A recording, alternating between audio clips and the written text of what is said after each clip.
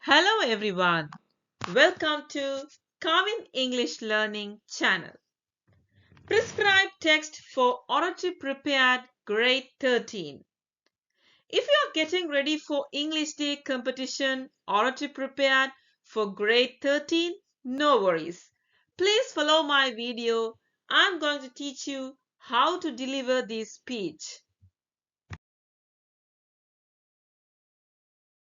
Excerpts from the speech made by Dr. Sashi Tharoor.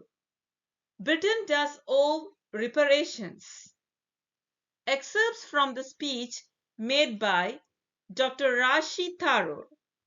Britain does owe reparations.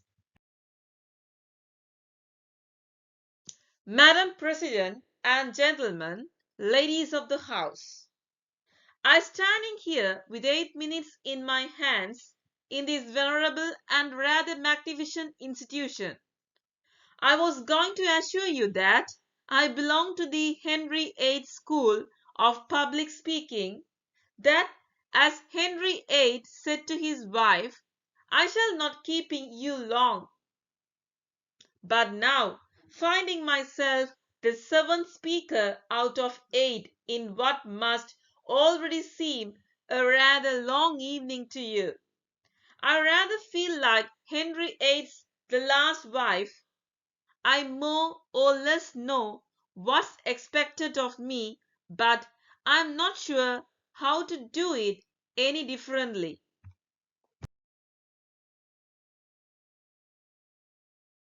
Perhaps what I should do is really try and pay attention to the arguments that have advanced by the opposition today.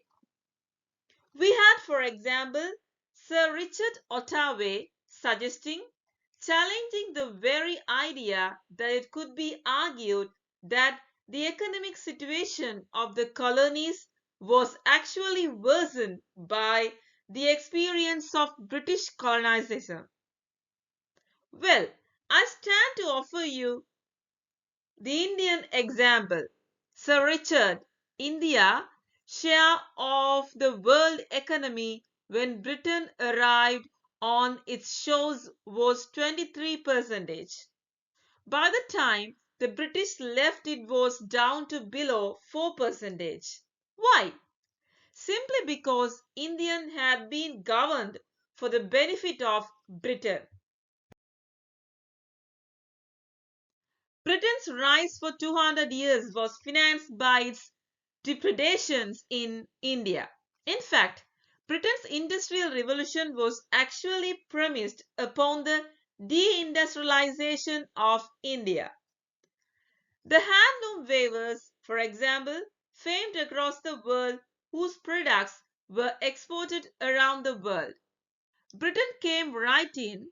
There were actually these weavers making fine muslin as light as woven ware, it was said. And Britain came right in, smashed their thumbs, broke their looms, imposed tariffs and duties on their clothes and products, and started, of course, taking the raw materials from India and shipping back manufactured clothes, flooding the world's markets with what became the products of the dark and satanic mills of the Victoria in England. That meant that the weavers in India became beggars, and India went from being a world famous exporter of finished cloth into an importer, went from having 27% of the world trade to less than 2%. Meanwhile, colonialists like Robert Clive bought their rotten borough in England on the proceeds of their loot in India, while taking the Hindi word loot into their dictionary as well as their habits.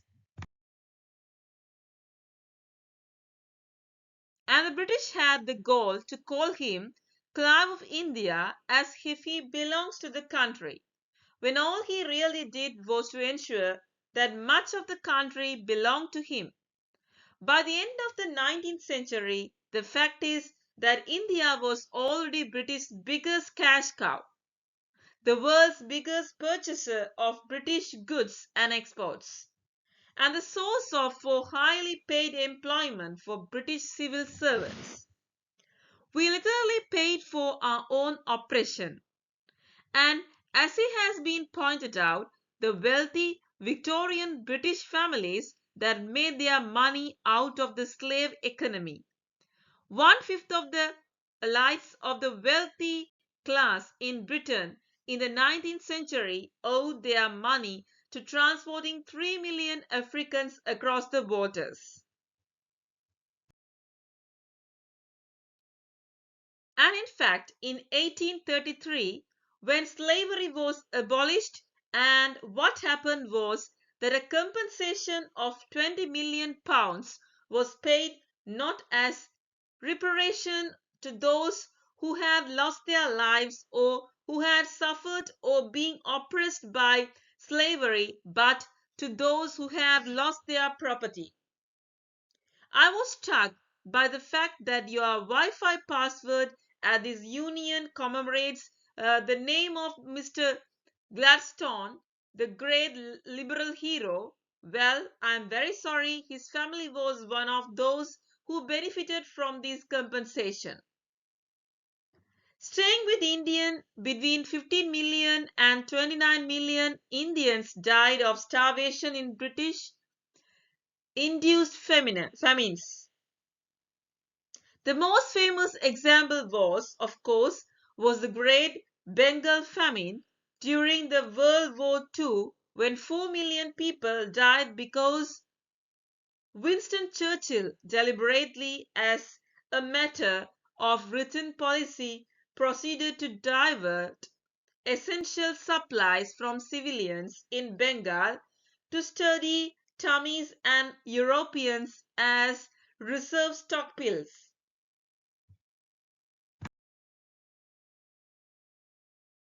Thank you. Okay, everyone. Hope you all enjoyed and understood today's oratory prepared for grade 11 speech very well. So, if you are getting ready for English Day competition, be confident and deliver this speech with accurate pronunciation so that you can get the first place for sure. I will meet you soon with an interesting topic later. Bye.